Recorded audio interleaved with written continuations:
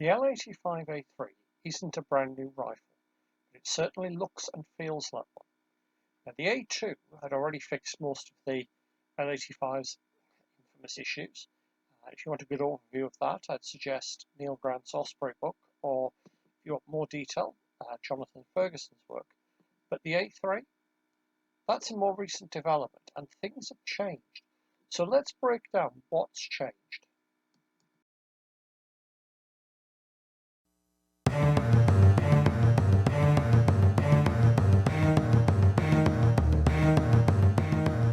Starting at the front, the A3 keeps the same 20.4-inch hammer-forged barrel as the A2, great for accuracy, and I found it shot really nicely. But it's actually better supported and has improved harmonics, thanks to changes in the handguard and receiver design. The flash hider's still the same, it's the birdcage type, although in some units they can be swapped for suppressor ready options. Now, the old polymer handguards, gone. The A3 features full aluminium monolithic upper with integrated top rail and MLOK slots along the sides and bottom.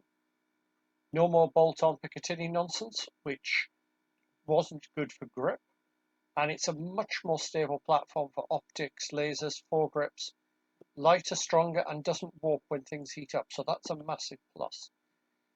Now, the A2 still had the basic SUSAT or ACOGs, and interestingly, this example at the Royal Logistic Corps Museum still has a SUSAT, but the A3 was built from the ground up for more modern optics.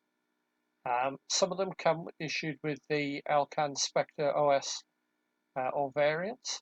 They can be molded directly onto the continuous top rail. You've also got room for red dots, backup iron sights, even thermal sights. Yeah, it's a much more modular world than when the original SA-80 was designed. Inside, it's still got the A2 HK redesign, which from personal experience I can say was pretty solid.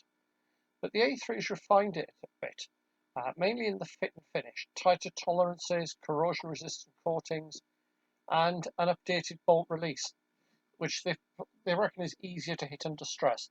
Although I have to be honest, I've never had a problem with that. I found it was a nice, easy one, but obviously some people did.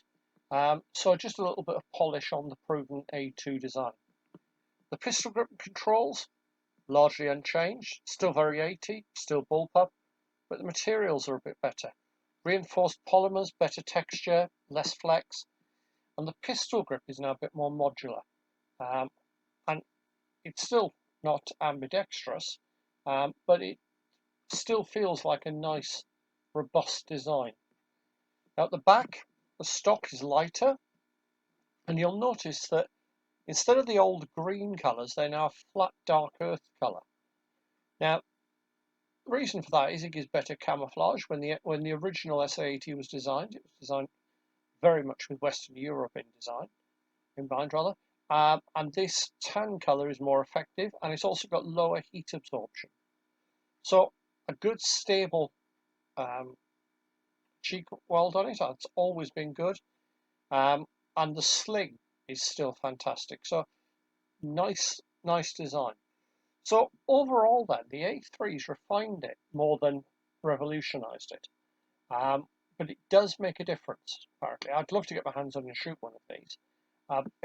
According to users, it's lighter, tougher, more modular, and it definitely looks much more like a 21st century rifle now. Although it does amuse me that so many science fiction films have actually used it because people are unfamiliar with it. So it's a classic attempt to upgrade and not reinventing the wheel. And I'd agree with Neil Grant on this. The original design was probably sound. It was just a very poor implementation.